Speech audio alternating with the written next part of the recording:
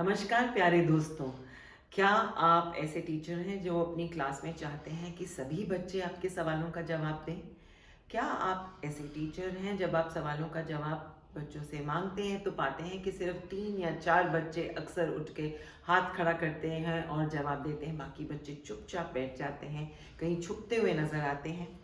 क्या आप ऐसे टीचर हैं who wants to make sure that every child remains engaged in the teaching learning process in the class? तो ये video आपके लिए है।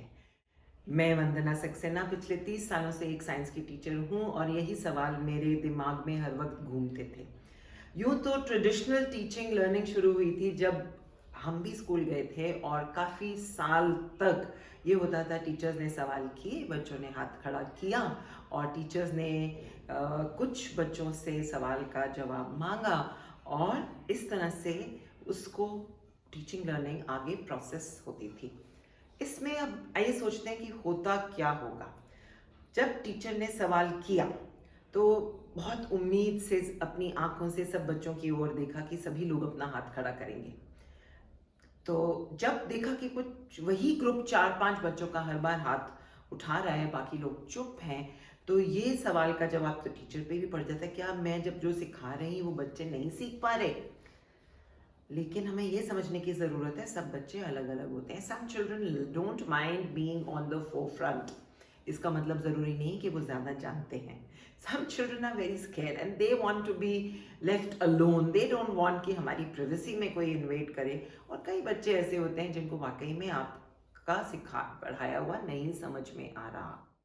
तो हमें ऐसा क्या करना है? वो ट्रेडिशनल क्वेश्चन आंसर जो पहले टीचर पूछता है, बच्चे उसका जवाब देते हैं और बाकी लोग चुपचाप बैठे रहते हैं, उससे टीचिंग लर्निंग का इस ट्रेडिशन से कैसे हमें ब्रेक करना होगा, इस वीडियो में हम 3 स्ट्रैटेजीज के बारे में बात करेंगे।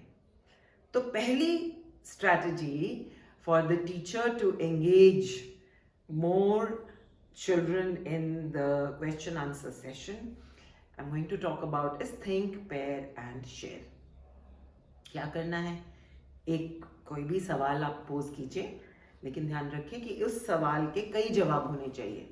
दे have to be open ended questions.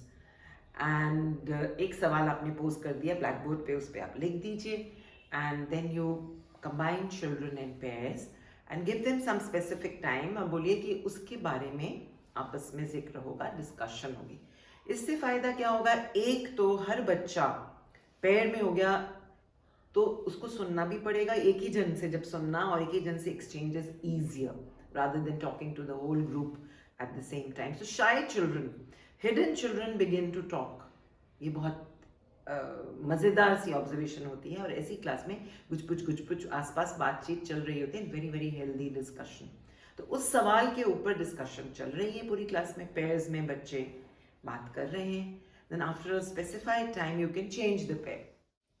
So children can then exchange, go to another pair and talk about what by now what will happen is जो सवाल का जवाब है, answer will be a mix of what I already know and what I learned from the pair.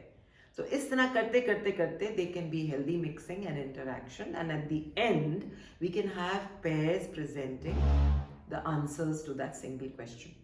Multiple choices and multiple answers to the same question will get highlighted. एक तो इससे ये समझ में आ जाएगा बच्चों को कि डाइवर्स थॉट प्रोसेसेस होते हैं, दो जन एक जैसा नहीं सोच सकते। And children also understand that there is no set right and wrong, they have to find their own answers to problems they can locate and their engagement automatically is better, because यहाँ पे आपने student authority class में teacher से shift करके बच्चों के हाथ में दे दी है। And at the end, teacher can also contribute some part of the answer from what the teacher knows. So at the end of the day, the learning is a mix of what I know, what you know, what she knows, what he knows, and what we know. So this is the very well tried and effective way of improving student engagement. The second one that I'm going to talk about is add relatable topics. Supposing in the biology class, the teacher is talking about food. So after discussing about the different carbohydrates, proteins, micronutrients, macronutrients, etc., like a regular biology teacher does, अब वो बुलवा के आप, depending on the level of the class, you can bring food types, you can classify them. But remember that in one classroom, some children are very interested in biology, some children are very interested in sports, some are interested in music, some children would be interested in yoga, some would be interested in art. So now we have to use and harness the power of the child's interest to draw attention to the topic we are teaching. So then you can talk about food, and you can have the sports teacher, invite the sports teacher to your class. And if it's a class of adolescents, ask them to talk about food for fitness. So you will find suddenly attention will be grabbed, and children who are interested in building their bodies and are interested in sports will hear it from the sports teacher. Then you can have the yoga teacher. Some children are very keen participants of yoga, वो yoga teacher की ज़रूर बात सुनेंगे, and that yoga teacher उनसे बात कर सकते हैं fresh food versus use of preservatives, fresh खाने का body पे क्या असर होता है, mind पे क्या असर होता है, तो वो बच्चे उनकी बात सुन लेंगे. अब बुला लीजिए आप art teacher को. Art teacher can talk about still life photography, still life sketching, colors जो different food and vegetables से मिलते हैं, vegetable dye, so on and so forth. And music teacher क्या बात करेंगे? Food, music is the food for the mind, body and soul. So what happens is कि आपने different types of interest class में cover कर लिए, and the learning becomes, you have made sure that every child would have heard something more about food which came through their area of interest. And the third very effective and a simple way of getting all children to participate is, एक सवाल पूछ लीजिए. सबसे पहले you can give all children एक आप slate दे सकते हैं, या एक white board उनके पास दे सकते हैं, उसके ऊपर chalk.